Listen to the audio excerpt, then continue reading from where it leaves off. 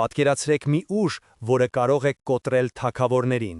մի զորություն, որը թաքնված է ամենափխրուն կանանց մեջ։ Պատմությունը պահպանել է մի պահ, երբ հզոր թագավորը, տարված մի երիտասարդ քրիստոնյա կույսի գեղեցկությամբ, ուղարկեց իր ամենաուժեղ զինվորներին նրան բռնի տիրանալու։ Նա սպասում էր արդյունքների, սպասում էր հնազանդության։ Փոխարենը ողջ պալատը քար լռության մեջ տեսավ, թե ինչպես այդ միայնակ, անզեն աղջիկը երեխաների պես գետին տապալեց 4 հսկաների։ Նրանք նույնիսկ չկարողացան դիպչել նրան։ Սա մարդկային ուժ չէր, բայց դա ընդամենը սկիզբն էր։ Թագավորի նվաստացումը վերածվեց մի այնպիսի սոսկալի խելագարության, որը փոխեց մի ամբողջ ազգի ճակատագիրը։ Այսօր մենք կբացահայտենք այդ աստվածային զորության աղբյուրը։ Մենք ցույց կտանք ոչ միայն թե ինչ արեցին այս կանայք, այլ թե ինչպես նրանց անսասան հավատքը դարձավ ցանկացած բանակից ավելի հզոր զենք։ Մի լույս, որը ճեղքեց ամենախիտ խավարը։ Պատրաստվեք քաջության մի պատմության, որը կցնցի ձեզ մինչև հոգու խորքը։ Բաժանորդագրվեք հենց հիմա և մեկնաբարություններում գրեք ձեր քաղաքի անունը։ Տեսնենք, թե քանի հոգի ենք մենք։ Արարատյան դաշտի վրա մթնշաղն իջնում էր թանձր մանուշակագույն շղարշի պես։ Վաղարշապատի պարիսպներից դուրս, հնձանների մոտ թաքնված մի խուցում, օդը լի էր լուռ աղոթքի լարվածությամբ և վախի սառը շնչով։ Խունքի բույրը խառնվում էր մարող ճրագների յուղի հոտին, ստեղծելով մի տխուր, բայց և սուրբ մթնոլորտ, որտեղ երկյուղն ու հավատքը պայքարում էին միմյանց դեմ յուրաքանչյուր հոգու խորքում։ Այստեղ, քարե պատերի մեջ, ապաստանել էին 39 հոգի, հռոմեացի կույսեր, որոնք փախել էին Դիոկլետիանոս կայսերի անողոք հալածանքներից, իրենց հետ բերելով միայն մի անգին գանձ, իրենց անսասան հավատքը առ Քրիստոս, մի հավատք, որը նրանց համար ավելի թանկ էր, քան կյանքը։ Նրանց մեջ, ինչպես լուսատու աստղը խավար գիշերում, փայլում էր Սուրբ Հռիփսիմեն։ Նրա գեղեցկությունը երկնային էր, բայց ոչ այն մարմնական գեղեցկությունը, որը գայթակղում է մահկանացուներին, այլ հոգուց բխող մի աննյութական լույս, որը վկայում էր նրա անարատության և Աստծուն նվիրվածության մասին։ Նրա աչքերը խորն էին ու իմաստուն։ Լի մի այնպիսի խաղաղությամբ, որը կարող էր հանգստացնել ամենատագնապած սիրտը։ Մի խաղաղություն, որը գալիս էր ոչ թե այս աշխարհից, այլ երկնային արքայությունից։ Նրա կողքին, ինչպես հզոր ժայռ փոթորկոտ զովում, կանգնած էր մայրապետ Գայանեն, տարիքով ավագ, դեմքին դրոշված իմաստության և անցած փորձությունների խորը հետքերը։ Նա էր այս փոքրիկ հոտի հովիվը, նրանց հոգևոր մայրն ու պաշտպանը, ում ամուր ձեռքը առաջնորդել էր նրանց հազարավոր մղոններ, փրկելով կայսեր զայրույթից։ «Մի վախեցեք, զավակներս», շշնջում էր Գայանեն, նրա ձայնը հազիվ լսելի էր ճրագի ճտոցի մեջ, բայց ամուր էր, ինչպես Արարատի գրանիտը։ «Տերը մեզ հետ է, նա, ով մեզ անվնաս անցկացրեց ծովերի ու լեռների միջով, ով մեզ կերակրեց անապատում, չի լքի մեզ այս հեթանոս երկրում։ Մեր փորձությունը մեծ է, բայց նրա շնորհն ավելի մեծ է»։ Հռիփսիմեն բարձրացրեց իր հայացքը, և խցում հավաքված մյուս կույսերը լռեցին, որսալով նրա ամեն մի խոսքը, քանզի նրա խոսքի մեջ զգում էին մարգարեական շունչ։ «Մայր Գայանե, իմ հոգին անհանգիստ է, ես զգում եմ, որ փորձության ժամը մոտ է, շատ մոտ։ Այսօր, երբ մենք քաղաքում էինք, մեր պատրաստած ուլունքները վաճառելու, Տրդատ արքայի հայացքը, այն այրում էր ինձ։ Այնտեղ ոչ թե սեր կար, այլ տիրանալու կիրք, մի գազանային ցանկություն, որը սպառնում է կլանել իմ հոգին»։ Այդ խոսքերից հետո սենյակում տիրող լարվածությունը կարծես ձեռքով շոշափելի դարձավ, օդը թանձրացավ։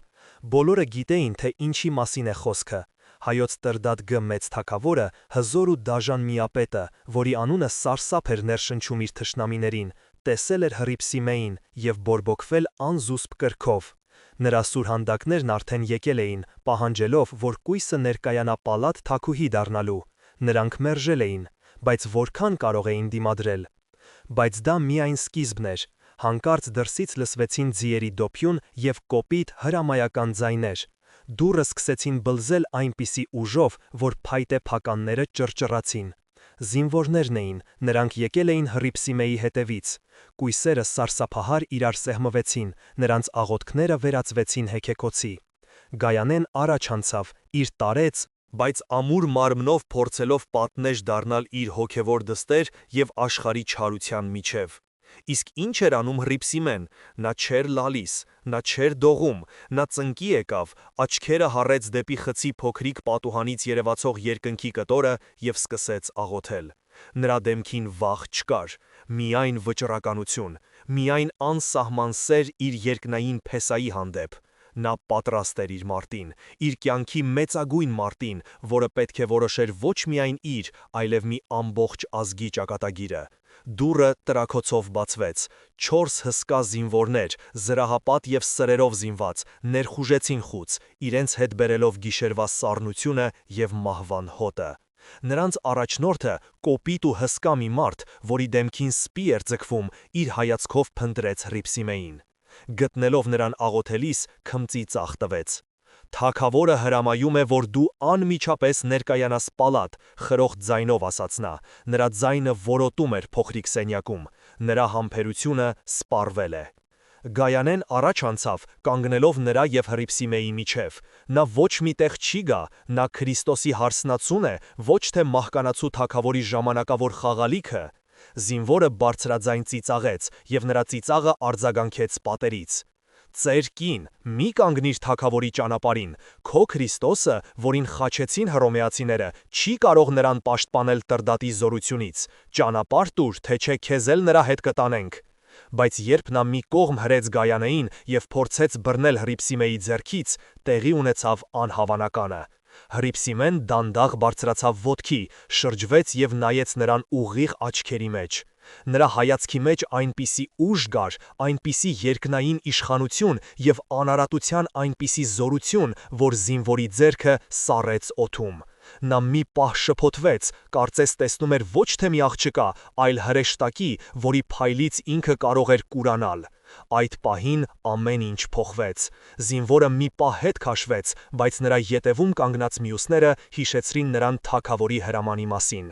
Նրանք 4-ով հարձակվեցին կույսի վրա, ուժերը անհավասար էին, կույսերին, այդ թվում Հռիփսիմեին եւ Գայանեին, բռնի ուժով տարան արքունի պալատ։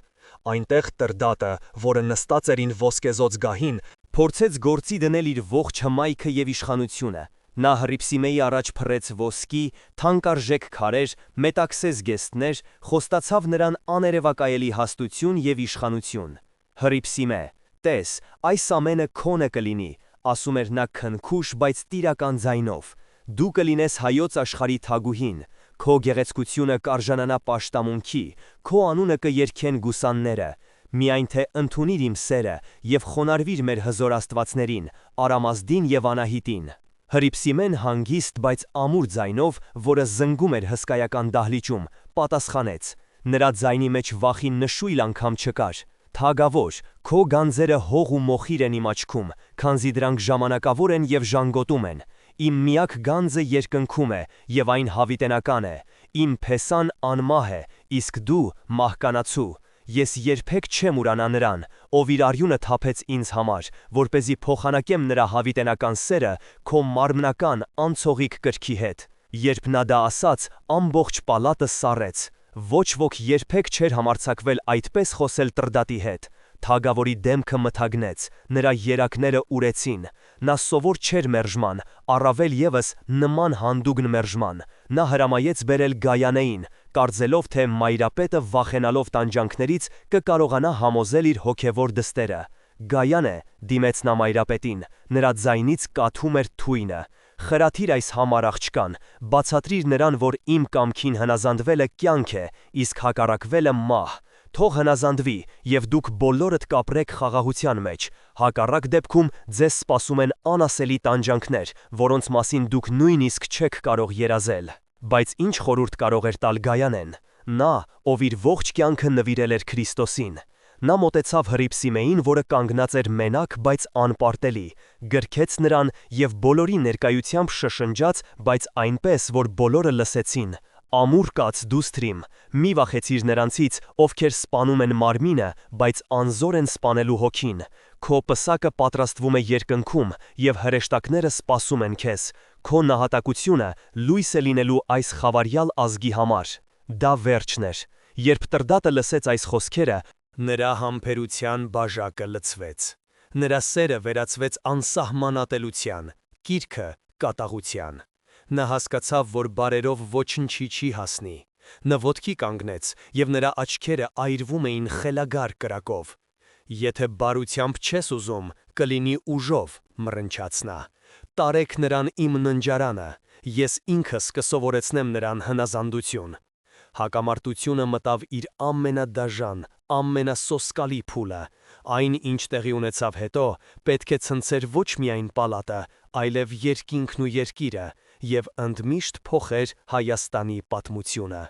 Տրդատի մռնչյունը որոտաց պալատի մարմարե սրահում, և նրա ձայնի մեջ այլևս ոչ թե թագավորական հրաման կար, այլ վիրավորված գազանի կատաղություն։ Զինվորները նետվեցին առաջ, կատարելու իրենց տիրոջ ամենասոսկալի կամքը։ Նրանց կոպիտ ձեռքերը ձգվեցին դեպի Հռիփսիմեն, պատրաստ բռնությամբ կոտրելու այն, ինչ չկարողացան հաղթել խոսքով ու խոստումներով։ Գայանեն և մյուս կույսերը փորձեցին պատնեշ դառնալ, բայց նրանց դաժանորեն մի կողմ հրեցին։ Ամեն ինչ թվում էր կորած, բայց այստեղ սկսվեց իսկական պայքարը։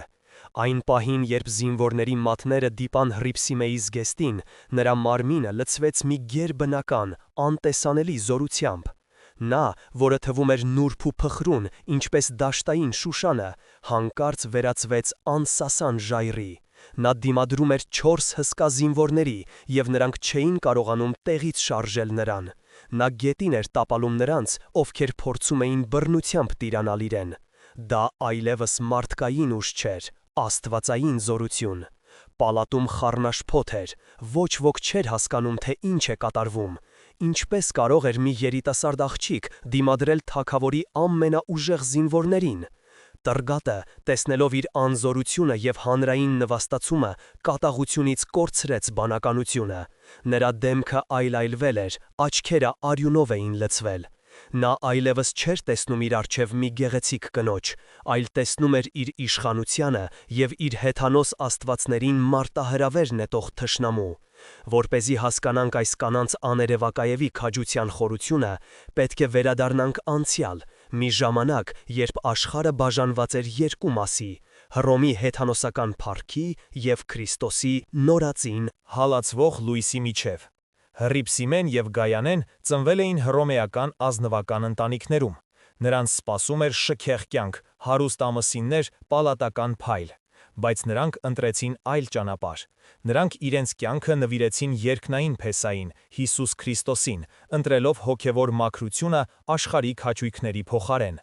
Նրանք ապրում էին Հռոմի մոտ գտնվող Սուրբ Պողոսի վանքում, Գայանեի մայրապետության ներքո։ Նրանց համայնքը մի հոգևոր կղզի էր կրքերի և հեթանոսական անառակության օվկիանոսում, մի ապաստան, որտեղ նրանք կարող էին ազատորեն պաշտել իրենց Աստծուն։ Նրանք օրերն անցկացնում էին աղոթքով, Սուրբ Գիրքն ուսումնասիրելով և իրենց հոգիները մաքուր պահելով, պատրաստվելով հանդիպմանը իրենց Տիրոջ հետ։ Բայց նրանց խաղաղ կյանքը խախտվեց, երբ Դիոգ Ղլետիանոս կայսրը, որը փնտրում էր իր համար ամենագեղեցիկ կնոջը, տեսավ Հռիփսիմեի պատկերը։ Կայսրը կորցրեց իր հանգիստը։ Նա անմիջապես հրամայեց բերել կույսին իր պալատ։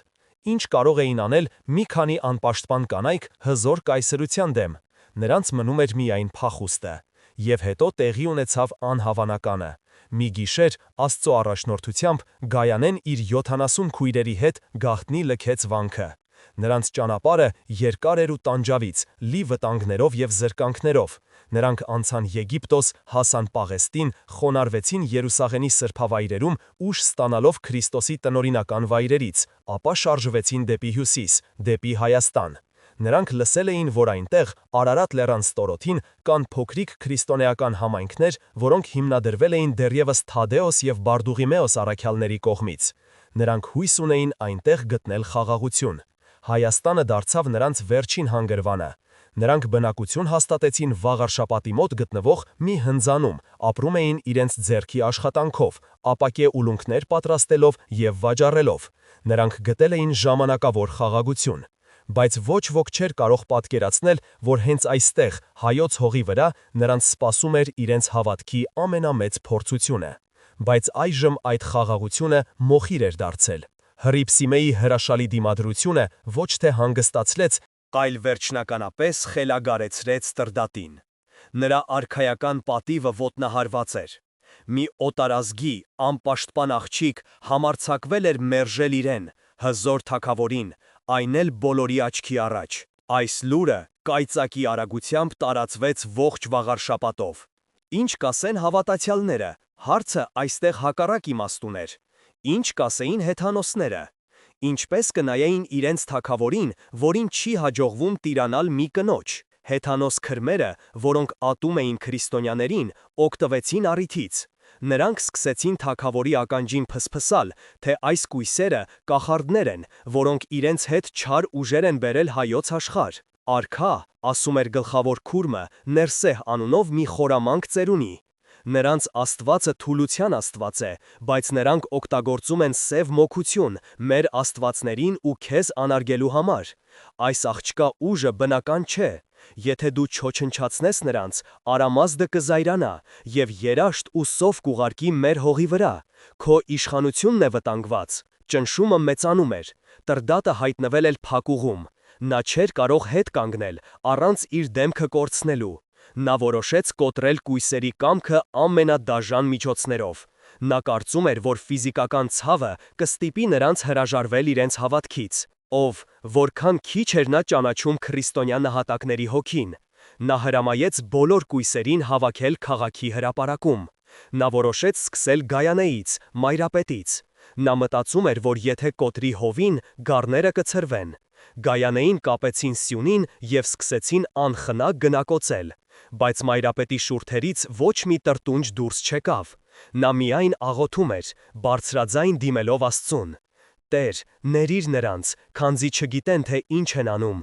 Տուր ինձ ուժ, օրինակ լինելու իմ զավակների համար»։ Այնուհետև նրանք բերեցին մյուս կույսերին և սկսեցին տանջել նրանց Գայանեի և Հռիփսիմեի աչքի առաջ։ Նրանք քարերով ջարդում էին նրանց ոսկորները, կրակով այրում մարմինները։ Դահիճների դեմքերը քրտինքով էին պատված, բայց նահատակների դեմքերը լուսավոր էին։ Նրանք երգում էին սաղմոսներ, և նրանց ձայները խառնվում էին իրենց տանջողների գոռոցներին, ստեղծելով մի սոսկալի, բայց և հաղթական սիմֆոնիա։ Բայց դա դեռ ամենը չէր։ Տրդատը, տեսնելով, որ Գայանեն անկոտրում է, իր ողջ զայրույթը թափեց Հռիփսիմեի վրա։ Նա որոշեց ոչ թե պարզապես սպանել նրան, այլ ոչնչացնել նրա հավատքի ամեն մի խորհրդանիշ։ Նա որոշեց կտրել նրա լեզուն, որպեսզի նա այլևս չկարողանա արտասանել Քրիստոսի անունը։ Հանեցին նրա աչքերը, որպեսզի նա այլևս չտեսնի երկինքը։ Նրանք կրակով այրեցին նրա մարմինը, փորձելով մոխրի վերածել այն գեղեցկությունը, որը նրանց թագավորին խելքահան էր արել։ Ամբողջ քաղաքը սարսափով հետևում էր այս անմարդկային տեսարանին։ Օդը լցվել էր արյան հոտով և այրվող մարմնի ծխով։ Թվում էր, թե խավարը հաղթել է։ Թվում էր, թե չարը տոնում է իր հաղթանակը։ Բայց հենց այդ պահին, երբ թվում էր, թե ամեն ինչ կորած է, երբ Հռիփսիմեի վերջին շունչը պետք է մարեր, տեղի ունեցավ մի բան, որը ընդմիշտ փոխեց Հայաստանի պատմությունը։ Մի բան, որը ոչ ոք չէր կարող կանխատեսել։ Երբ դահիճները, կատարելով թագավորի խելագար հրամանը, մոտեցան այլանդակված, բայց դեռ կենդանի Հռիփսիմեին, որպեսի վերջնական հարվածը հասցնեն, երկինքը հանկարծ մթնեց։ Ոչ, դա ամպ չէր, դա մի անբացատրելի, խորհրդավոր խավար էր, որը պատեց հրապարակը, ստիպելով, որ բոլորի սրտերը սառչեն վախից։ Եվ այդ խավարի միջից իջավ մի շլացուցիչ լույսի սյուն, որը պարուրեց Հռիփսիմեի տանջահար մարմինը, այն վերածելով մի վառվող ջահի, որը ցրում էր հեթանոսական գիշերը։ Լույսն այնքան պայծառ էր, որ բոլորը սարսափահար փակեցին իրենց աչքերը։ Դահիճները, վախից գոռալով, ընկան գետնին, կարծես անտեսանելի ուժ էր հարվածել նրանց։ Տրդատը, որը դիտում էր այս ամենը իր գահից, քարացել էր տեղում, նրա դեմքին սարսափ էր ու անհավատություն։ Նա, ով իրեն աստվածների հետ հավասար էր համարում, հիմա տեսնում էր մի զորություն, որի դիմաց ինքը ոչինչ էր։ Եվ հետո տեղի ունեցավ անհավանականը։ Այդ լույսի սյան միջից լսվեց երգեցողություն։ Դա երկնային, հրեշտակային երգ էր, որը չէր կարող պատկանել այս աշխարհին։ Մի երաժշտություն, որը բալասանի պես քսվում էր նահատակների վերքերին և դատաստանի պես հնչում հալածիչների ականջներում։ Եվ հավաքված ամբոխը տեսավ մի տեսիլք։ Նրանք տեսան, թե ինչպես են հրեշտակները իջնում երկնքից, իրենց ձեռքերին պահելով ոսկե պսակներ, զարդարված անթառամ ծաղիկներով։ Նրանք մոտենում էին յուրաքանչյուր նահատակվող կույսին և դնում պսակը նրա գլխին, խորհրդանշելով նրանց հաղթանակը մահվան և տառապանքի դեմ։ Հռիփսիմեն, որը թվում էր, թե մահվան շեմին է, հանկարծ բարձրացրեց իր գլուխը։ Նրա դեմքը, որը րոպեներ առաջ այլանդակված էր տանջանքներից, հիմա փայլում էր գերբնական գեղեցկությամբ։ Նրա աչքերը, որոնք հանել էին, հիմա կարծես տեսնում էին մի բան, որը անտեսանելի էր մյուսների համար։ Նրա շուրթերը, որոնցից կտրել էին լեզուն, շարժվեցին, և հստակ ու զորավոր ձայնով, որը լսվեց ամբողջ հրապարակում, նա ասաց. «Տես, ես տեսնում եմ երկինքը բացված և իմ փեսային, որը սպասում է ինձ իր փառքի մեջ»։ Այդ պահին ամեն ինչ փոխվեց։ Այս տեսարանից Տրդատը վերջնականապես կորցրեց բանականությունը։ Նա սկսեց գոռալ, հայհոյել, հրամայել իր զինվորներին վերջ տալ այս կախարդությանը։ Բայց ոչ ոք չէր համարձակվում մոտենալ Լուիսի սյանը։ Նրանք վախենում էին ոչ թե թագավորի զայրույթից, այլ այն անտեսանելի Աստծուց, որի զորությունն այդքան ակնհայտ էր դրսևորվում։ Հրաշքը շարունակվեց։ Գայանեն, տեսնելով իր սիրելի դստեր հոգևոր հաղթանակը, բարձրաձայն փառք տվեց Աստծուն։ «Շնորհակալ եմ, Տեր, որ արժանացրիր մեզ այս պսակին, մենք գալիս ենք քեզ մոտ, որպեսզի հավիտյան ապրենք քո արքայության մեջ»։ Եվ այդ պահին լույսը դարձավ էլ ավելի պայծառ, իսկ հետո դանդաղորեն սկսեց մարել, իր հետ տանելով նահատակ կույսերի հոգիները։ Երբ լույսը վերջնականապես անհետացավ, հրապարակում մնացին միայն նրանց անշունչ մարմինները։ Բայց նրանց դեմքերին տանջանքի փոխարեն խաղաղություն էր և երանություն։ Ամբողջ քաղաքը սառել էր։ Լռությունը խախտում էր միայն Տրդատ թագավորի խելագար ճիչերը։ Նա տեսել էր Աստծո զորությունը, բայց իր քարացած սրտի պատճառով չէր ընդունել այն։ Եվ դրա համար նրան սպասում էր սոսկալի պատիժ։ Նրան մարդկային բանականությունը լքեց նրան, և նա սկսեց իրեն պահել վայրի խոզի պես, փախչելով անտառները և ուտելով իր սեփական մարմինը։ Այդ օրը Հայաստանի հեթանոսական պատմությունը մահացավ, իր տեղը զիջելով մի նոր, քրիստոնեական պատմության, որը գրվեց այս սուրբ կանանց արյունով։ Այդ օրը հայ ժողովուրդը ստաչավ իր առաջին և ամենաթանկարժեք սրբերին, որոնց հավատքի լույսը պետք է փայլեր հալածանքների խավարում դարեր շարունակ։ Սակայն այս պատմությունը միայն Հռիփսիմեի և Գայանեի մասին չէ։ Դարեր անց հարևան Վրաստանում մի այր կին պետք է շարունակեր նրանց սուրբ գործը։ Նրա անունն էր Նունե։ Նա ծագումով հայ էր, կապադովկիացի, և ասում են հռիփսիմյանց կույսերից մեկի ազգականն էր։ Նա գերի էր ընկեր Վրաստան, բայց իր հետ տարել էր նույն անսասան հավատքը։ Իր սրբությամբ, աղոթքներով և հրաշագործություններով նա կարողացավ դարձի բերել Միհրան թագավորին և Նանա թագուհուն և արդյունքում լուսավորել ողջ վրաց ազգը։ Նա դարձավ վրացիների համար այն, ինչ Սուրբ Գրիգոր Լուսավորիչը հայերի համար։ Եվ նրա պատմությունը ևս մեկ վկայությունն է այն բանի, թե ինչպիսի հզոր զենք կարող է լինել կնոջ հավատքը Աստծո ձեռքում։ ԵՒս մեկ դար անց, 5-րդ դարում, Հայաստանի հարավային սահմաններին գուգարած աշխարհում փայլեց մեկ այլ աստղ՝ Սուրբ Շուշանիկը։ Նա հայոց սպարապետ Վարդան Մամիկոնյանի դուստրն էր և ամուսնացած էր Վազգեն Բդեշխի հետ։ Երբ նրա ամուսինը, քաղաքական շահից դրդված, ուրացավ քրիստոնեությունը և ընդունեց պարսկական զրադաշտականությունը, Շուշանիկը կանգնեց անհնարին ընտրության առաջ՝ կամ հետևել ամուսնուն և փրկել իր երկրային կյանքն ու դիրքը, կամ հավատարիմ մնալ Քրիստոսին և դատապարտվել տանջանքների ու մահվան։ Նա ընտրեց երկրորդը։ 6 տարի շարունակ նա ենթարկվեց իր ամուսնու կողմից դաժանագույն տանջանքների, բայց նրա հավատքը մնաց անսասան։ Նրա պատմությունը, որը մեզ է հասել իր խոստովանահայր Հակոբ Ցուրտավեցու շնորհիվ, դարձել է հավատարմության և քաջության հզորագույն վկայություններից մեկը։ Այս 3 պատմությունները՝ Հռիփսիմեի, Նունեի և Շուշանիկի, թեև տեղի են ունեցել տարբեր դարերում և տարբեր վայրերում, միահյուսված են մի ընդհանուր ոսկե թելով։ Դա կնոջ անսասան հավատքի, մաքրության և զոհաբերության պատմությունն է։ Դա այն լույսի պատմությունն է, որը ոչ մի խավար չի կարող հաղթահարել։ Հրաշքը, որը տեղի ունեցավ հրապարակում, ցնցեց բոլորին, բայց ոչ բոլորին միանման։ Հայ եկեղեցական համայնքը, որն այն ժամանակ գործում էր ընդհատակում, խորը ցնցում ապրեց։ Մի կողմից նրանք սգում էին իրենց քույրերի դաժան մահը, որոնցից շատերին անձամբ էին ճանաչում և սիրում։ Նրանց սրտերը կծկվում էին ցավից, պատկերացնելով այն անասելի տանջանքները, որոնց միջով անցել էին այդ նուրբ էակները։ Մյուս կողմից, նրանց սրտերը լցվել էին հոգևոր բերկրանքով և հպարտությամբ, որը սահմանակից էր սրբազան երկյուղի։ Նրանք իրենց աչքերով տեսել էին Աստվածո զորության վկայությունը, մի հրաշք, որը հիշեցնում էր Մովսեսի կամ Եղիայի ժամանակները։ Հռիփսիմյանց կույսերի նահատակությունը դարձավ ոչ թե պարտության, այլ հաղթանակի խորհրդանիշ։ Նրանց օրինակը կրակի պես տարածվեց քրիստոնյաների մեջ, ամրացնելով նրանց հավատքը և պատրաստելով նոր փորձությունների։ Բայց հեթանոս հասարակությունը բաժանվեց երկու մասի։ Մի մասը, հատկապես նրանք, ովքեր ականատես էին եղել տեսիլքին, սարսափի մեջ էին։ Նրանք հասկացան, որ գործ ունեն մի ուժի հետ, որը գերազանցում է իրենց քարե և փայտե աստվածների զորությունը։ Շատերը սկսեցին գաղտնի հարցեր տալ քրիստոնյաներին, փորձելով հասկանալ, թե ով է այն Աստվածը, որը իր հետևորդներին նման ուժ է տալիս տանջանքների մեջ։ Այսպես, նահատակների արյունը դարձավ հավատքի սերմ։ Նոր դաշնակիցներ հայտնվեցին ամենաանսպասելի տեղերում, նույնիսկ պալատականների և զինվորների շրջանում։ Սակայն մյուս մասը, հատկապես քրմերը և թագավորին հավատարիմ ազնվականները, էլ ավելի կատաղեցին։ Նրանք հրաշքը որակեցին որպես սև մոգություն, վտանգավոր կախարդանք, որը պետք է արմատախիլ անել։ Նրանք սկսեցին էլ ավելի դաժան հալածանքներ քրիստոնյաների դեմ, փորձելով վախով ճնշել այն ճշմարտությունը, որը սկսել էր ծալարձակել մարդկանց սրտերում։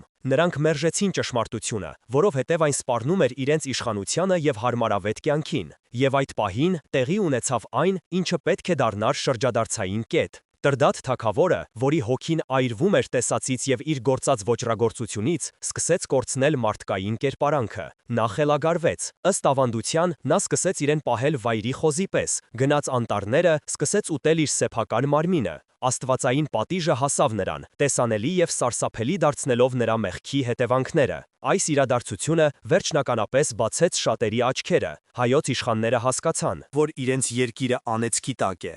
Եվ նրանց մտքին եկավ միայն մեկ մարդ, ով կարող էր փրկել իրավիճակը՝ Գրիգորը, որը արդեն 13 տարի տառապում էր խոր վիրապի գուբում։ Թագավորի քույրը Խոսրովի դուխտը տեսիլք տեսավ, որտեղ նրան հրամայվեց ազատել Գրիգորին։ Այսպիսով, կույսերի նահատակությունը դարձավ այն բանալին, որը բացեց խոր վիրապի դուռը։ Նրանց զոհաբերությունը ճանապարհ հարթեց դեպի Հայաստանի լուսավորությունը։ Բայց պատմությունը դեռ չի ավարտվել։ Կույսերի մարմինները մնացել էին անթաղ, գազանների և թռչունների կեր դառնալու վտանգի տակ։ Քրիստոնյաները, վախենալով թագավորի զայրույթից, չէին համարձակվում մոտենալ։ Անհրաժեշտ էր նոր աստվածային միջամտություն, որպեսզի սրբերի մասունքները գտնեին իրենց արժանի հանգիստը։ Երբ Սուրբ Գրիգորին հանեցին խոր վիրապից, նա հյուծված էր, բայց հոգով անկոտրում։ Նրա առաջին գործը եղավ ոչ թե թագավորին բժշկելը, այլ նահատակ կույսերի մասունքները հավաքելը։ Նա գիտեր, որ Հայաստանի ապագա եկեղեցու հիմքում պետք է դրվեն հենց այդ սուրբ ոսկորները։ Աստված ուղղորդեց նրան։ Մի գիշեր, աղոթքի ժամանակ, Սուրբ Գրիգորը մի հրաշալի տեսիլք տեսավ։ Նա տեսավ, թե ինչպես է երկնքից իջնում Միածինը, Հիսուս Քրիստոսը, և իր ձեռքի ոսկե մուրճով հարվածում է երկրին հենց այն տեղերում, որտեղ նահատակվել էին կույսերը։ Եվ այդ տեղերում բարձրանում էին լույսի սյուներ, որոնց գագաթին խաչեր էին։ Այս տեսիլքը ոչ միայն ցույց տվեց նահատակների թաղման վայրերը, այլև կանխորոշեց ապագա եկեղեցիների տեղերը։ Ոգեշնչված այս հայտնությունից, Սուրբ Գրիգորը քրիստոնյաների մի փոքր խմբի հետ գնաց այդ վայրերը։ Նրանք հավաքեցին սուրբ նահատակների մասունքները, օցեցին դրանք անուշաբույր յուղերով և մեծ պատվով ամփոփեցին հողում, կառուցելով փոքրիկ մատուռներ, վկայարաններ։ Սա ակտիվ հոգևոր գործողություն էր։ Սա ուղիղ մարտահրավեր էր հեթանոսությանը։ Նրանք այլևս չէին թաքնվում, նրանք հայտարարում էին իրենց հաղթանակի մասին։ Այնուհետև Սուրբ Գրիգորը գնաց Տրդատ թագավորի մոտ։ Նա ոչ թե պարզապես բժշկեց նրա մարմինը, այլ բժշկեց նրա հոգին։ Նա քարոզեց Քրիստոսի մասին, պատմեց ապաշխալության և փրկության մասին, և Տրդատը, որի սիրտը փափկել էր տառապանքներից և Աստծո հարվածից, ընդունեց ճշմարտությունը։ Տեղի ունեցավ աննախադեպ մի բան։ Թագավորը, որը 3 քրիստոնյաների դահիճն էր, այսօր դարձավ նրանց պաշտպանը։ Նա հրաման արձակեց քանդել բոլոր հեթանոսական մեհյանները և դրանց տեղը եկեղեցիներ կառուցել։ Եվ առաջին եկեղեցիները կառուցվեցին հենց հռիփսիմյանց կույսերի նահատակության վայրերում՝ Սուրբ Հռիփսիմե, Սուրբ Գայանե և Սուրբ Շողաքաթ եկեղեցիները։ Այսպես Հայաստանը դարձավ աշխարհում առաջին պետությունը, որը քրիստոնեությունը ընդունեց որպես պետական կրոն։ Այսպիսով, այս սուրբ կանանց զոհաբերությունը դարձավ ոչ միայն անձնական հաղթանակի, այլև մի ամբողջ ազգի փրկության պատճառ։ Նրանց հավատքի լույսը ոչ միայն ցրեց հալածանքների խավարը, այլև լուսավորեց մի ամբողջ երկիր, այն դարձնելով Քրիստոսի ջահակիրը ազգերի մեջ։ Նրանց օրինակը ցույց տվեց, որ կնոջ հավատքը, երբ այն անկեղծ է և զորացած Աստծո շնորհով, կարող է շարժել լեռներ և փոխել պատմության ընթացքը։ Բայց նրանց պատմությունը դեռ շարունակվում է։ Դարեր շարունակ հայ ժողովուրդը մեծ սիրով և երկյուղացությամբ է պաշտել այս սրբերին։ Նրանց պատվին կառուցվել են անթիվ եկեղեցիներ, գրվել են շարականներ, պատմվել են ավանդություններ։ Նրանց մասունքները դարձել են բժշկության և հրաշագործության աղբյուր։ Եվ մինչ օրս, երբ մենք մտնում ենք Էջգեածնի Սուրբ Հռիփսիմե կամ Սուրբ Գայանե եկեղեցիները, մենք զգում ենք նրանց ներկայությունը, նրանց աղոթքների զորությունը, նրանց հավատքի անմար լույսը։ Նրանք դարձել են մեր ազգի հոգևոր մայրերը, մեր հավատքի պահապանները, մեր հույսի խարիսխը։ Նրանց օրինակը մեզ սովորեցնում է մի քանի կարևոր հոգևոր դասեր։ Առաջինը հավատքի զորության մասին։ Նրանք ցույց տվեցին, որ հավատքը ոչ թե պարզապես մտավոր համոզմունք է, այլ կենդանի ուժ, որը կարող է հաղթահարել ցանկացած փորձություն։ Երկրորդը մաքրության և սրբության կարևորության մասին։ Նրանք նախընտրեցին մահը, քան թե պղծել իրենց մարմիններն ու հոգիները, որոնք նվիրված էին Աստծուն։ Երրորդը զոհաբերության իմաստի մասին։ Նրանց զոհաբերությունը դարձավ կյանքի աղբյուր մի ամբողջ ազգի համար։ Եվ վերջապես, նրանց պատմությունը մեզ հիշեցնում է, որ Աստված միշտ իր հավատարիմների հետ է, նույնիսկ ամենամեծ տառապանքների մեջ։ Նա նրանց ուժ է տալիս, մխիթարում է նրանց և վերջում պսակում է նրանց հավիտենական փառքով։ Այսպիսով, թող Սուրբ Հռիփսիմյանց կույսերի օրինակը միշտ լինի մեր աչքի առաջ, ոգեշնչելով մեզ ապրելու սուրբ և աստվածահաճո կյանքով, մինչև որ մենք էլ արժանանանք լսելու մեր Տիրոջ ձայնը.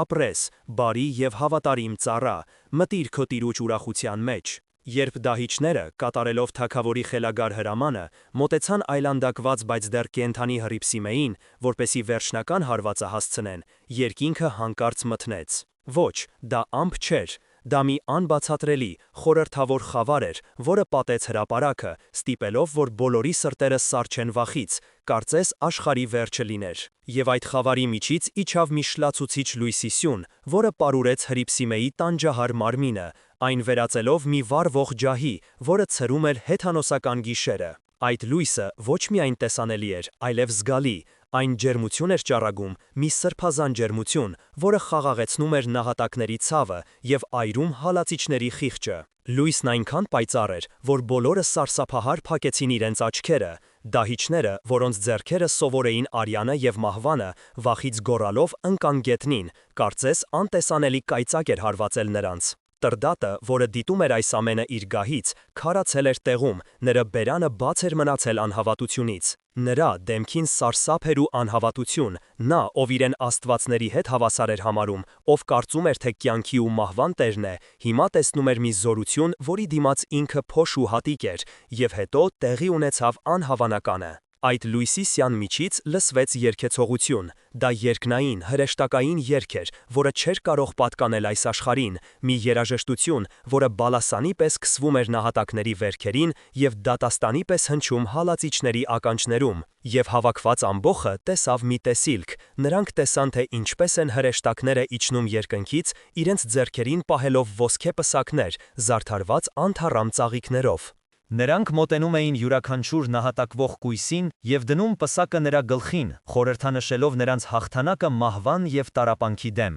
Այդ պսակները փայլում էին ավելի պայծառ, քան տրդատի թագի բոլոր ակները միասին վերցրած։ Հռիփսիմենը, որը թվում էր, թե մահվան շեմին է, հանկած բարձրացրեց իր գլուխը։ Նրա դեմքը, որը րոպեներ առաջ այլանդակված էր տանջանքներից, հիմա փայլում էր գերբնական գեղեցկությամբ, կարծես վերափոխվել էր Քրիստոսի լույսով։ Նրա աչքերը, որոնք հանել էին, հիմա կարծես տեսնում էին մի բան, որը անտեսանելի էր մյուսների համար՝ երկնային արքայության փառքը։ Նրա շուրթերը, որոնցից կտրել էին լեզուն, շարժվեցին, և հստակ ու զորավոր ձայնով, որը լսվեց ամբողջ հրապարակում, նա ասաց. «Տես, ես տեսնում եմ երկինքը բացված, և իմ փեսային, որը սպասում է ինձ իր փառքի մեջ։ Ուրախացեք, քույրեր, մեր տառապանքներն ավարտվեցին»։ Այդ պահին ամեն ինչ փոխվեց։ Այս տեսարանից Տրդատը վերջնականապես կորցրեց բանականությունը։ Նա սկսեց գոռալ, հայհոյել իր աստվածներին, որոնք լքել էին իրեն, հրամայել իր զինվորներին վերջ տալ այս կախարդությանը, բայց ոչ ոք չէր համարձակվում մոտենալ լույսի սյանը։ Նրանք վախենում էին ոչ թե թագավորի զայրույթից, այլ այն անտեսանելի Աստծուց, որի զորությունն այդքան ակնհայտ էր դրսևորվում։ Նրանք զգում էին, որ եթե մի քայլ անեն, իրենք էլ կայրվեն այդ սուրբ կրակից։ Հրաշքը շարունակվեց։ Գայանեն, տեսնելով իր սիրելի դստեր հոգևոր հաղթանակը, բարձրաձայն փառք տվեց Աստծուն։ Շնորհակալ եմ Տեր, որ արժանացրիր մեզ այս պսակին։ Մենք գալիս ենք քեզ մոտ, որպեսի հավիտյան ապրենք քո արքայության մեջ։ Ընդունիր քո հարսնացուների հոգիները։ Եվ այդ պահին լույսը դարձավ էլ ավելի պայծառ, մի պահ կուրացնելով բոլորին, իսկ հետո դանդաղորեն սկսեց մարել, իր հետ տանելով նահատակ կույսերի հոգիները։ Երբ լույսը վերջնականապես անհետացավ, հրապարակում մնացին միայն նրանց անշունչ մարմինները, բայց նրանց դեմքերին տանջանքի փոխարեն խաղաղություն էր և երանություն, կարծես նրանք քնած լինեին և տեսնում էին ամենաքաղցր երազը։ Ամբողջ քաղաքը սառել էր, լռությունը խախտում էր միայն Տրդատ թագավորի խելագար ճիչերը։ Նա տեսել էր Աստծո զորությունը, բայց իր քարացած սրտի պատճառով չէր ընդունել այն, և դրա փոխարեն ընտրել էր խելագարությունը։ Եվ դրա համար նրան սպասում էր սոսկալի պատիժ։ Նրա մարդկային բանականությունը լքեց նրան, և նա սկսեց իրեն պահել վայրի խոզի պես, փախչելով անտառները և ուտելով իր սեփական մարմինը։ Այն ձեռքերը, որոնք հրամայել էին տանջել սրբերին, հիմա պատառոտում էին իրենց տիրոջը։ Այդ օրը Հայաստանի հեթանոսական պատմությունը մահացավ, իր տեղը զիջելով մի նոր, քրիստոնեական պատմության, որը գրվեց այս սուրբ կանանց արյունով։ Այդ օրը հայ ժողովուրդը ստացավ իր առաջին և ամենաթանկարժեք սրբերին, որոնց հավատքի լույսը պետք է փայլեր հալածանքների խավարում դարեր շարունակ։ Սակայն այս պատմությունը միայն Հռիփսիմեի և Գայանեի մասին չէ։ Դարեր անց հարևան Վրաստանում մի այլ կին պետք է շարունակեր նրանց սուրբ գործը։ Նրա անունն էր Նունե։ Նա ծագումով հայ էր, կապադովկիացի, և ասում են հռիփսիմյանց կույսերից մեկի ազգականն էր։ Նա գերի էր ընկել Վրաստան, բայց իր հետ տարել էր նույն անսասան հավատքը։ Իր սրբությամբ, աղոթքներով և հրաշագործություններով նա կարողացավ դարձի բերել Միհրան թագավորին և Նանա թագուհուն և արդյունքում լուսավորել ողջ վրաց ազգը։ Նա դարձավ վրացիների համար այն, ինչ Սուրբ Գրիգոր Լուսավորիչը հայերի համար, և նրա պատմությունը ևս մեկ վկայությունն է այն բանի, թե ինչպիսի հզոր զենք կարող է լինել կնոջ հավատքը Աստծո ձեռքում։ Եվս մեկ դար անց, 5-րդ դարում, Հայաստանի հարավային սահմաններին, գուգարած աշխարհում փայլեց մեկ այլ աստղ՝ Սուրբ Շուշանիքը։ Նա հայոց սպարապետ Վարդան Մամիկոնյանի դուստրն էր և ամուսնացած էր Վազգեն Բդեշխի հետ։ Երբ նրա ամուսինը, քաղաքական շահից դրդված, ուրացավ քրիստոնեությունը և ընդունեց պարսկական զրադաշտականությունը, Շուշանիքը կանգնեց անհնարին ընտրության առաջ՝ կամ հետևել ամուսնուն և փրկել իր երկրային կյանքն ու դիրքը, կամ հավատարիմ մնալ Քրիստոսին և դատապարտվել տանջանքների ու մահվան։ Նա ընտրեց երկրորդը։ 6 տարի շարունակ նա ենթարկվեց իր ամուսնու կողմից դաժանագույն տանջանքների, բայց նրա հավատքը մնաց անսասան։ Նրա պատմությունը, որը մեզ է հասել իր խոստովանահայր Հակոբ Ցուրտավեցու շնորհիվ, դարձել է հավատարմության և քաջության հզորագույն վկայություններից մեկը։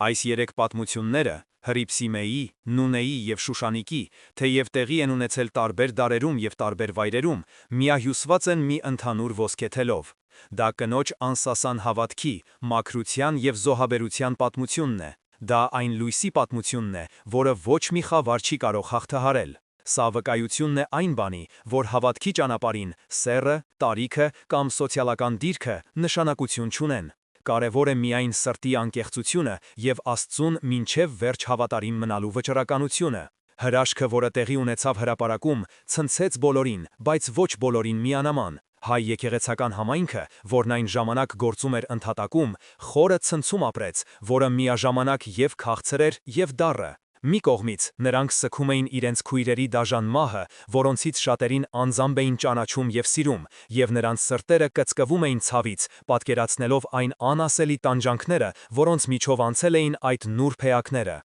Մյուս կողմից նրանց սրտերը լցվել էին հոգևոր բերքրանքով և հպարտությամբ, որը սահմանակից էր սրբազան երկյուղի, քանզի նրանք իրենց աչքերով տեսել էին Աստծո զորության վկայությունը, մի հրաշք, որը հիշեցնում էր Մովսեսի կամ Եղիայի ժամանակները։ Հռիփսիմյանց կույսերի նահատակությունը դարձավ ոչ թե պարտության խորհրդանիշ, այլ հաղթանակի դրոշակ։ Նրանց օրինակը կրակի պես տարածվեց քրիստոնյաների մեջ, ամրացնելով նրանց հավատքը և պատրաստելով նոր փորձությունների։ Բայց հեթանոս հասարակակությունը բաժանվեց երկու մասի, ինչպես կարմիր ծովը Մովսեսի գավազանի առաջ։ Մի մասը, հատկապես նրանք, ովքեր ականատես էին եղել տեսիլքին, սարսափի մեջ էին։ Նրանք հասկացան, որ գործ ունեն մի ուժի հետ, որը գերազանցում է իրենց քարե և փայտե աստվածների զորությունը, և որ իրենց քրմերը խաբում են իրենց։ Շատերը սկսեցին գաղտնի հարցեր տալ քրիստոնյաներին, փորձելով հասկանալ, թե ով է այն Աստվածը, որը իր հետևորդներին նման ուժ է տալիս տանջանքների մեջ։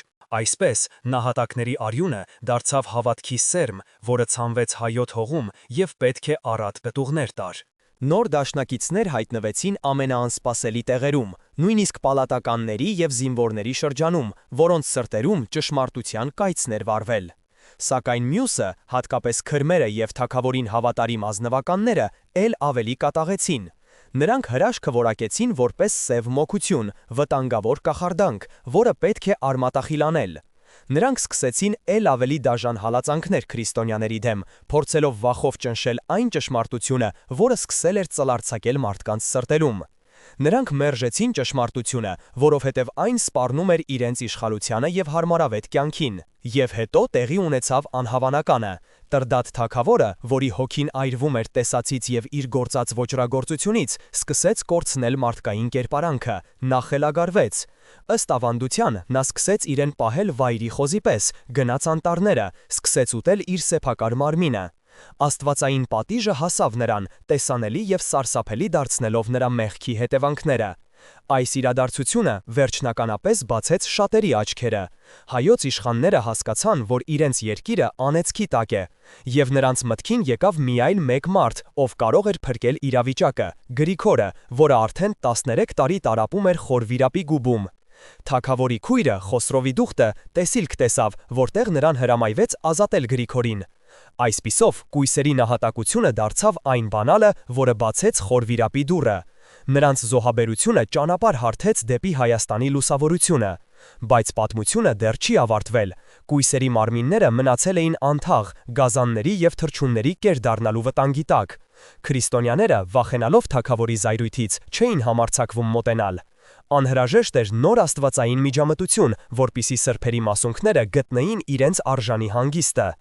Երբ Սուրբ Գրիգորին հանեցին խորվիրապից, նա հյուծված էր, բայց հոգով անկոտրում։ Նրա առաջին գործը եղավ ոչ թե թագավորին բժշկելը, այլ նահատակ կույսերի մասունքները հավաքելը։ Նա գիտեր, որ Հայաստանի ապագա եկեղեցու հիմքում պետք է դրվեն հենց այդ սուրբ ոսկորները։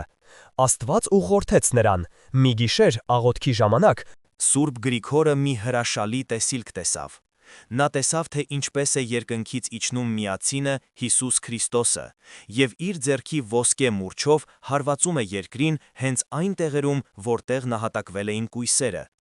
Եվ այդ տեղերում բարձրանում էին լույսի սյուներ, որոնց գագաթին խաչեր էին։ Այս տեսիլքը ոչ միայն ցույց տվեց նահատակների թաղման վայրերը, այլև կանխորոշեց ապագա եկեղեցիների տեղերը։ Ոգեշնչված այս հայտնությունից Սուրբ Գրիգորը քրիստոնյաների մի փոքր խմբի հետ գնաց այդ վայրերը։ Նրանք հավաքեցին սուրբ նահատակների մասունքները, օծեցին դրանք անուշաբույլ յուղերով և մեծ պատվով ամփոփեցին հողում, կառուցելով փոքրիկ մատուռներ վկայարաններ։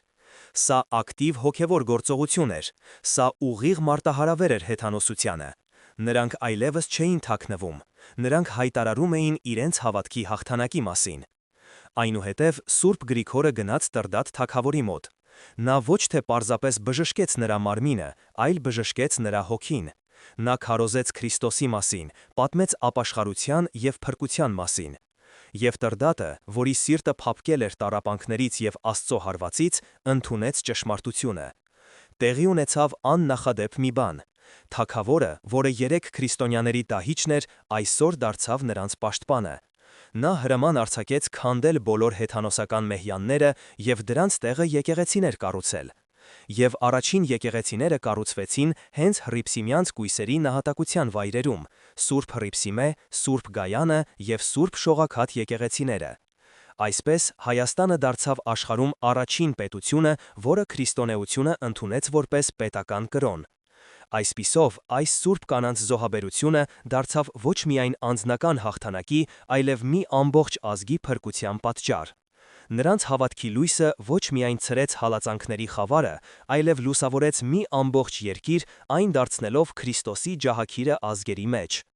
Նրանց օրինակը ցույց տվեց, որ կնոջ հավատքը եւ այն անկեղծ է եւ զորացած Աստծո շնորհով կարող է շարժել լեռներ եւ փոխել պատմության ընթացքը։ Բայց նրանց պատմությունը դեռ շարունակվում է։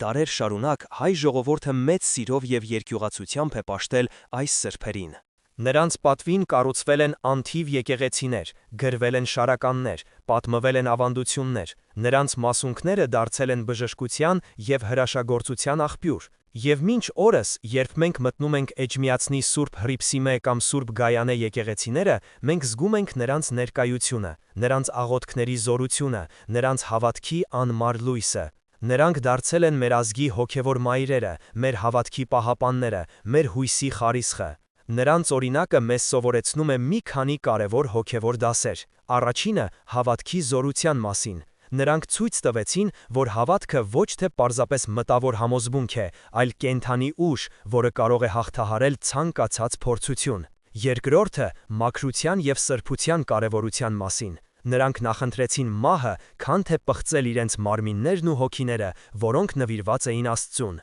Երրորդը զոհաբերության իմաստի մասին։ Նրանց զոհաբերությունը դարձավ կյանքի աղբյուր մի ամբողջ ազգի համար։ Եվ վերջապես, նրանց պատմությունը մեզ հիշեցնում է, որ Աստված միշտ իր հավատարիմների հետ է, նույնիսկ ամենամեծ տառապանքների մեջ։ Նա նրանց ուժ է տալիս, մխիթարում է նրանց եւ վերջում պսակում է նրանց հավիտենական փառքով։ Այսպիսով, թող Սուրբ Հռիփսիմյանց կույսերի օրինակը միշտ լինի մեր աչքի առաջ, ոգեշնչելով մեզ ապրելու սուրբ եւ աստվածահաճո կյանքով, մինչեւ որ մենք էլ արժանանանք լսելու մեր Տիրոջ ձայնը։ Ապրես բարի եւ հավատարիմ ծառա, մտիր քո Տիրոջ ուրախության մեջ։ Երբ Սուրբ Գրիգորին հանեցին խոր վիրապից, նա հյուծված էր, բայց հոգով անկոտրում։ Կարծես 13 տարվա տառապանքները ոչ թե թուլացրել, այլ կոփել էին նրա հոգին, այն վերածելով պողպատե զենքի։ Նրա առաջին գործը եղավ ոչ թե թագավորին բժշկելը, այլ նահատակ կույսերի մասունքները հավաքելը, քանզի նա գիտեր, որ Հայաստանի ապագա եկեղեցու հիմքում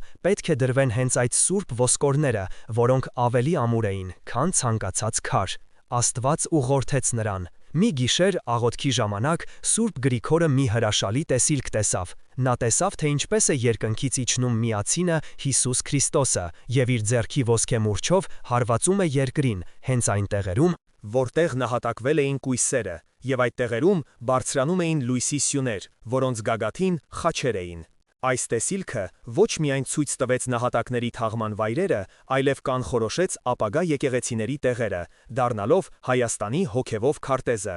Ոգեշնչված այս հայտնությունից Սուրբ Գրիգորը քրիստոնյաների մի փոքր խմբի հետ գնաց այդ վայրերը։ Նրանք հավաքեցին սուրբ նահատակների մասունքները, օծեցին դրանք անուշաբույր յուղերով եւ մեծ պատվով ամփոփեցին հողում, կառուցելով փոքրիկ մատուռներ վկայարաններ։ Սա ակտիվ հոգևոր գործողություն էր։ Սա ուղիղ մարտահրավեր էր հեթանոսությանը։ Նրանք այլևս չէին թաքնվում, նրանք հայտարարում էին իրենց հավատքի հաղթանակի մասին։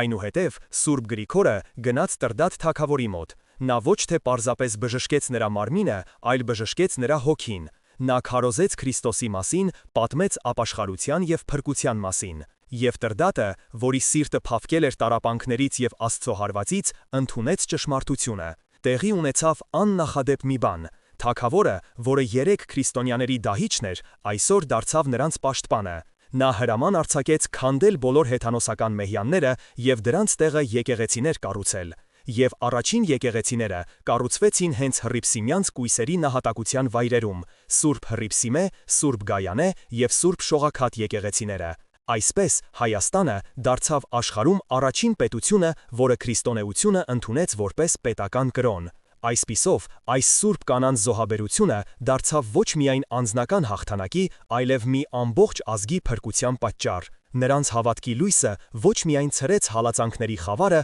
այլև լուսավորեց մի ամբողջ երկիր, այն դարձնելով Քրիստոսի ջահագիրը ազգերի մեջ։ Նրանց օրինակը ցույց տվեց, որ կնոջ հավատքը, երբ այն անկեղծ է եւ զորացած Աստծո շնորհով, կարող է շարժել լեռներ եւ փոխել պատմության ընթացքը։ Բայց նրանց պատմությունը դեռ շարունակվում է։ Դարեր շարունակ հայ ժողովուրդը մեծ սիրով եւ երկյուղացությամբ է պաշտել այս սրբերին։ Նրանց պատվին կառուցվել են անթիվ եկեղեցիներ, ինչպիսիք են Էջմիածնի Մայր տաճարի մոտ գտնվող Հոյակերտ տաճարները, գրվել են շարականներ, որոնք մինչ օրս հնչում են մեր եկեղեցիներում, պատմվել են ավանդություններ, որոնք փոխանցվել են սերնդեսերունդ։ Նրանց մասունքները դարձել են բժշկության եւ հրաշագործության աղբյուր, եւ մինչ օրս, երբ մենք մտնում ենք Էջմիածնի Սուրբ Հռիփսիմե կամ Սուրբ Գայանա եկեղեցիները, մենք զգում ենք նրանց ներկայությունը, նրանց աղոթքների զորությունը, նրանց հավատքի անմար լույսը։ Նրանք դարձել են մեր ազգի հոգևոր մայրերը, մեր հավատքի պահապանները, մեր հույսի խարիսխը։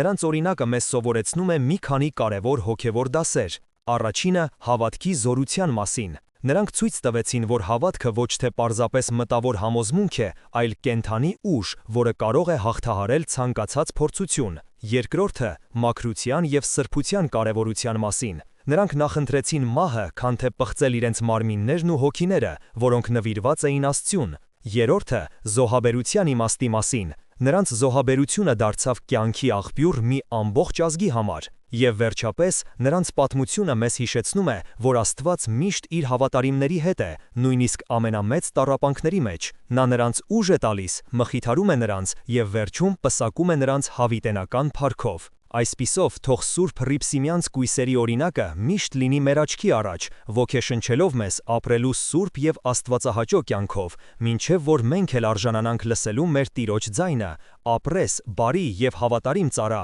մտիր քո Տիրոջ ուրախության մեջ։ Այս սուրբ կանանց Հռիփսիմեի, Գայանեի, Նունեի եւ Շուշանիկի կյանքը մի հզոր վկայություն է այն բանի, որ կանայք վաղ քրիստոնեական եկեղեցում ոչ թե пассив դիտորդներ էին, այլ հավատքի ակտիվ մարտիկներ, որոնց քաջությունն ու նվիրումը դարձան եկեղեցու հիմնաքարերից մեկը։ Նրանք ապացուցեցին, որ հոգևոր զորությունը կախված չէ ֆիզիկական ուժից կամ սոցիալական դիրքից, այլ սրտի մաքրությունից եւ Աստծո հանդեպ անսահման սիրուց։ Նրանց լույսը շարունակում է փայլել մեր օրերում, ցույց տալով մեզ ճանապարհը դեպի երկնային արքայություն։ Երբ Սուրբ Գրիգորին հանեցին խոր վիրապից, նա հյուծված էր, բայց հոգով անկոտրում, կարծես 13 տարվա տառապանքները ոչ թե թուլացրել, այլ կոփել էին նրա հոգին, այն վերածելով պողպատե զենքի, որը պատրաստ էր կործանելու հեթանոսության վերջին հենարանները։ Նրա առաջին գործը եղավ ոչ թե թագավորին բժշկելը, այլ նահատակ կույսերի մասունքները հավաքելը, քանզի նա գիտեր, որ Հայաստանի ապագա եկեղեցու հիմքում պետք է դրվեն հենց այդ սուրբ ոսկորները, որոնք ավելի ամուր էին, քան ցանկացած քարե կուռք։ Աստված ուղղորդեց նրան։ Մի գիշեր աղոթքի ժամանակ Սուրբ Գրիգորը մի հրաշալի տեսիլք տեսավ։ Նա տեսավ, թե ինչպես է երկնքից իջնում Միածինը, Հիսուս Քրիստոսը, եւ իր ձեռքի ոսկե մուրչով հարվածում է երկրին, հենց այն տեղերում, որտեղ նահատակվել էին կույսերը, եւ այդ տեղերում բարձրանում էին լույսի սյուներ, որոնց գագաթին խաչեր էին։ Այս տեսիլքը ոչ միայն ցույց տվեց նահատակների թաղման վայրերը, այլև կանխորոշեց ապագա եկեղեցիների տեղերը, դառնալով Հայաստանի հոգևոր քարտեզը։ Ոգեշնչված այս հայտնությունից Սուրբ Գրիգորը քրիստոնյաների մի փոքր խմբի հետ գնաց այդ վայրերը։ Նրանք հավաքեցին սուրբ նահատակների մասունքները, օցեցին դրանք անուշաբույր յուղերով եւ մեծ պատվով ամփոփեցին հողում, կառուցելով փոքրիկ մատուռներ վկայարաններ։ Սա ակտիվ հոգևոր գործողություն էր, սա ուղիղ մարտահրավեր էր հեթանոսությանը։ Նրանք այլևս չէին թաքնվում, նրանք հայտարարում էին իրենց հաղթանակի մասին։ Այնուհետև Սուրբ Գրիգորը գնաց Տրդած թագավորի մոտ։ Նա ոչ թե պարզ-պապես բժշկեց նրա մարմինը, այլ բժշկեց նրա հոգին։ Նա քարոզեց Քրիստոսի մասին, պատմեց ապաշխարության եւ փրկության մասին։ Եվ Տրդատը, որի սիրտը փափկել էր տառապանքներից եւ Աստծո հարվածից, ընդունեց ճշմարտությունը։ Տեղի ունեցավ աննախադեպ մի բան։ Թագավորը, որը 3 քրիստոնյաների դահիճն էր, այսօր դարձավ նրանց պաշտպանը։ Նա հրաման արձակեց քանդել բոլոր հեթանոսական մեհյանները եւ դրանց տեղը եկեղեցիներ կառուցել։ Եվ առաջին եկեղեցիները կառուցվեցին հենց Հռիփսիմյանց կույսերի նահատակության վայրերում՝ Սուրբ Հռիփսիմե, Սուրբ Գայանե եւ Սուրբ Շողակաթ եկեղեցիները։ Այսպես Հայաստանը դարձավ աշխարհում առաջին պետությունը, որը քրիստոնեությունը ընդունեց որպես պետական կրոն։ Այսպիսով այս սուրբ կանանց զոհաբերությունը դարձավ ոչ միայն անձնական հաղթանակի, այլև մի ամբողջ ազգի փրկության պատճառ։ Նրանց հավատքի լույսը ոչ միայն ցրեց հալածանքների խավարը,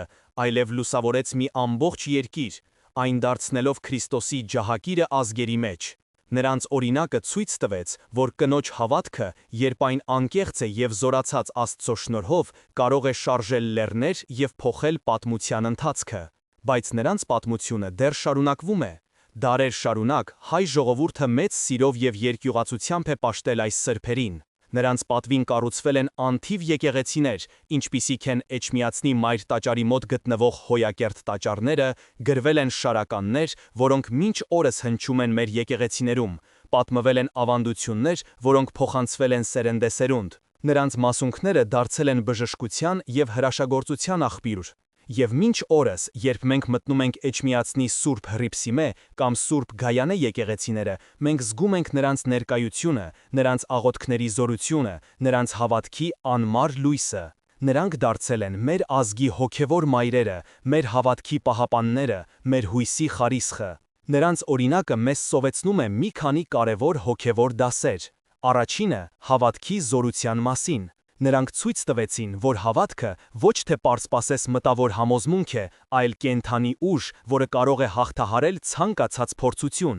Երկրորդը՝ մաքրության եւ սրբության կարևորության մասին։ Նրանք նախընտրեցին մահը, քան թե պղծել իրենց մարմիններն ու հոգիները, որոնք նվիրված էին Աստծուն։ Երրորդը՝ զոհաբերության իմաստի մասին։ Նրանց զոհաբերությունը դարձավ կյանքի աղբյուր մի ամբողջ ազգի համար։ Եվ վերջապես, նրանց պատմությունը մեզ հիշեցնում է, որ Աստված միշտ իր հավատարիմների հետ է, նույնիսկ ամենամեծ տառապանքների մեջ։ Նա նրանց ուժ է տալիս, մխիթարում է նրանց եւ վերջում պսակում է նրանց հավիտենական փառքով։ Այս սուրբ կանանց, Հռիփսիմեի, Գայանեի, Նունեի եւ Շուշանիկի կյանքը մի հզոր վկայություն է այն բանի, որ կանայք վաղ քրիստոնեական եկեղեցում ոչ թե пассив դիտորդներ էին, այլ հավատքի ակտիվ մարտիկներ, որոնց քաջությունն ու նվիրումը դարձան եկեղեցու հիմնաքարերից մեկը։ Նրանք ապացուցեցին, որ հոգևոր զորությունը կախված չէ ֆիզիկական ուժից կամ սոցիալական դիրքից, այլ սրտի մաքրությունից եւ Աստծո հանդեպ անսահման սիրուց։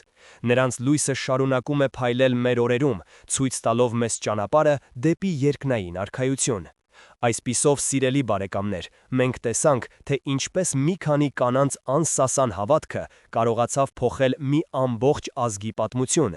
Նրանք կանգնեցին դաժան բռնակալների առաջ, ենթարկվեցին անասելի տանջանքների, բայց երբեք չուրացան իրենց Տիրոջը։